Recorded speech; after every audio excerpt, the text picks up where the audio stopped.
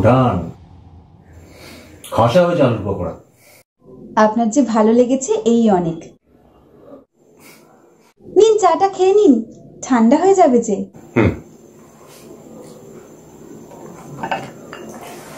তাহলে বলুন বক্সিবাবু। বলবেন তো আপনি। এখন বলুন প্রদোষবাবু, কিভাবে এগোবো আমরা? আরে মশাই, আমি তো আপনার কাছে এলাম আগে সত্যিটা জানবো বলে, তারপর তো এগোবো আমরা। আর আমি নিশ্চিত সকাল থেকে আপনার কলম থামেনি। আপাতত সত্যি এটাই মানব জাতি সংকটে, আর সেই সংকট থেকে বেরোতে আমাদের একটা কিছু করতেই হবে। একদমই তাই বক্সিবাবু। চলুন তবে শুরু থেকে শুরু করা যাক। সারা দেশ যখন কবে পৃথিবী ধ্বংস হবে সেই নিয়ে ইউটিউবে ভিডিও দেখতে ব্যস্ত, তখনই থাবা বসালো এই ভাইরাস। প্রথমে আমরা এটাকে ডেঙ্গু আর ম্যালেরিয়ার মতো কিছু একটা ভেবে গুরুত্ব দিলাম না, সেই সুযোগে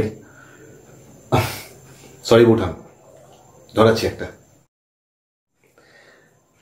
আর সেই সুযোগে ভাইরাস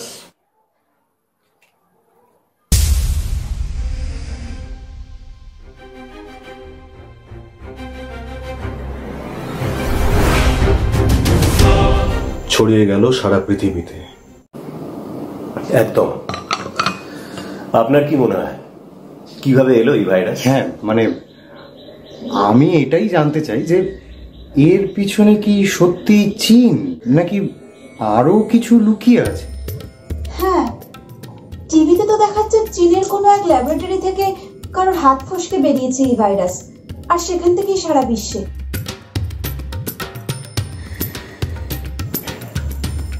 আপনারও কি তাই মনে হয় বক্সিবাবু? হয়তো তাই, কিন্তু হাত ফসকে না ইচ্ছে করে সেই সত্য এখনো পৌঁছতে পারেনি। দেখুন, চীনের এতটা কি সাহস হবে? আর এ তো যুদ্ধ ঘোষণার থেকেও কোনো অংশে কম নয় মশাই। আর কোনো দেশ একা যুদ্ধ ঘোষণা করতে পারে না যদি না অন্য কোনো দেশ সেই দেশকে সমর্থন করে। তাহলে ধরে নেওয়া যেতে পারে চীন একা নয়, এর পেছনে থাকতে পারে আমাদের কল্পনার বাইরে থাকা কোনো চক্রান্ত। সাধারণ মানুষের সামনে সেই চক্রান্তের কথা হয়তো আসবে অনেক পরে, বা হয়তো কোনোদিন আসবেই না। সারা পৃথিবীর বিভিন্ন দেশে সমস্ত বিজ্ঞানীরা কিন্তু এর অ্যান্টিডোট আবিষ্কার করার জন্য উঠে পড়ে লেগেছেন। এটাই তো আমাকে সব থেকে বেশি ভাবাচ্ছে অজিত বাবু। এত গবেষণা, এত রিসার্চের পরেও নেট রেজাল্ট কি? শূন্য, জিরো।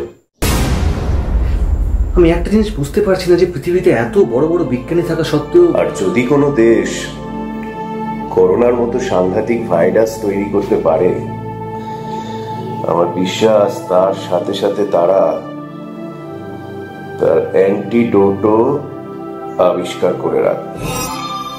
তার মানে আপাত দৃষ্টিতে সাদা চোখে সংবাদ মাধ্যম আমাদেরকে যা দেখাচ্ছে তার পেছনে আরো অনেক সত্যি লুকিয়ে আছে। আর সে চাপা দেওয়া ঘটনার মধ্যে লুকিয়ে রয়েছে এই রহস্যের সমাধান। বক্সিবাবু, আপনার খাতা কি বলছে সেটা এখনো জানা হলো না। আপনি যে চুপ করে বসেনি সেটা আমি জানি। প্রফেসর সান্যালের লেখা এই বইটা আমাকে খুব ধন্দে ফেলেছে প্রদোষবাবু। কেন? হিসেব মিলছে না? না প্রদোষবাবু, আজ থেকে 15 বছর আগে লেখা এই বইয়ে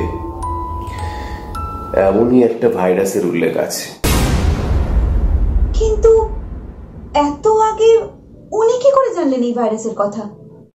এমন মহান বিজ্ঞানীরা অনেক দূর অব্দি দেখতে পেতেন সত্য। উনি তখন এমনই একটি ভাইরাস নিয়ে রিসার্চ করছিলেন। কি বলছো ব্যোমকেশ? কিন্তু বক্সিবাবু, আপনার খটকাটা কোথায় লাগছে? ডক্টর সান্যাল এই ভাইরাসের উপরে 3টি বই লিখেছিলেন, আর প্রতিটি বইয়ের 220 নম্বর পৃষ্ঠার শেষ লাইনে একটা কোড মতো কিছু লেখা আছে, আর সেই 3টে বইয়ের 220 নম্বর পৃষ্ঠার সবকটা কোডকে একসাথে করে দেখলে একটা ফর্মুলার মতো দেখাচ্ছে।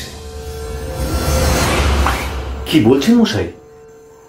তার মানে আপনি সকাল থেকে এই হিসেব মেলাবার চেষ্টা করছেন? আমি তো ভাবতেই পারছি না কি করেছেন মশাই আপনি। আচ্ছা বক্সিবাবু, আপনি আমাকে ওই ফর্মুলাটা একবার দেখাতে পারবেন? আর এটা জানা হলো না যে আপনার খটকাটা কোথায় লাগছে। আমার স্বল্প জ্ঞানে যেটা মনে হচ্ছে, এই ফর্মুলাটা কমপ্লিট নয়। এই সন্দেহটা হওয়ার পরই আমি খোঁজ খবর নেওয়া শুরু করি এবং জানতে পারি যে ডক্টর সান্যালের এই ভাইরাস নিয়ে আরো একটি বই প্রকাশ করার কথা ছিল, যেটি হতো এই ভাইরাস নিয়ে লেখা তার শেষ বই। 1 মিনিট, সেটা লেখা হয়নি? না প্রদোষবাবু, তার আগেই উনি মারা যান।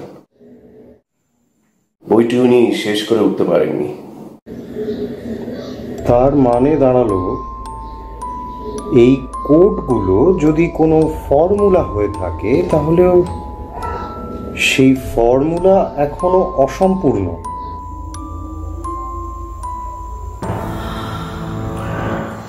বক্সিবাবু, আপনি বললেন যে ডক্টর সান্যাল ওনার 4 নম্বর বইটি লিখতে লিখতে মারা যান, কিন্তু এটাও তো হতে পারে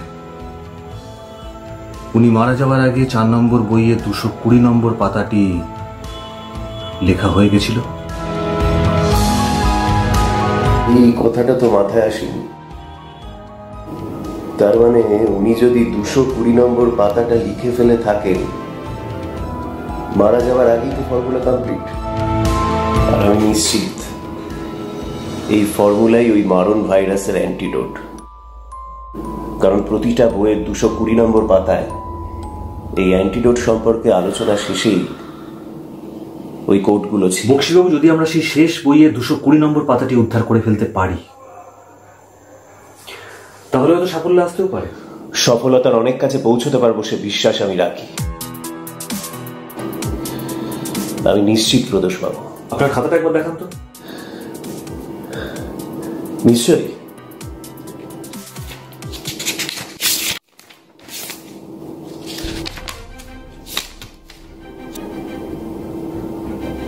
কি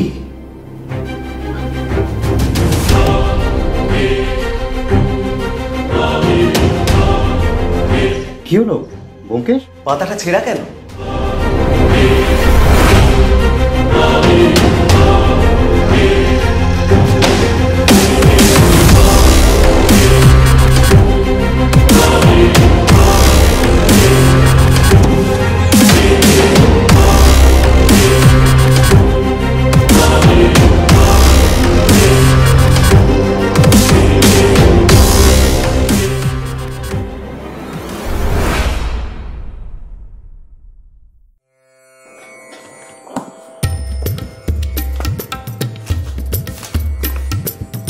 দুশো 220 নম্বর পাতাটা নেই, তাই তো বক্সিবাবু?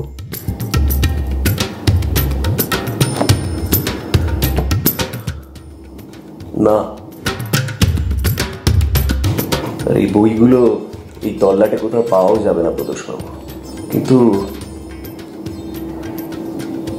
কে এই কাণ্ডটা করলো বলুন তো? তার মানে এমন কেউ আছে যে চাইছে না এই ভাইরাসের অ্যান্টিডোট আবিষ্কার হোক।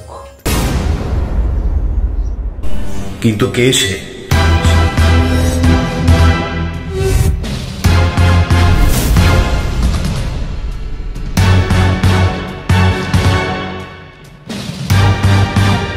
তার মানে আমি দুপুরে মিত্তির বাবুর সাথে কথা বলার পর যখন ছাদে গেলাম, তখন কেউ আমার ঘরে ঢুকে কোটটা চুরি করেছে। কিন্তু কে সে, সেটা আমাদের খুঁজে বের করতেই হবে।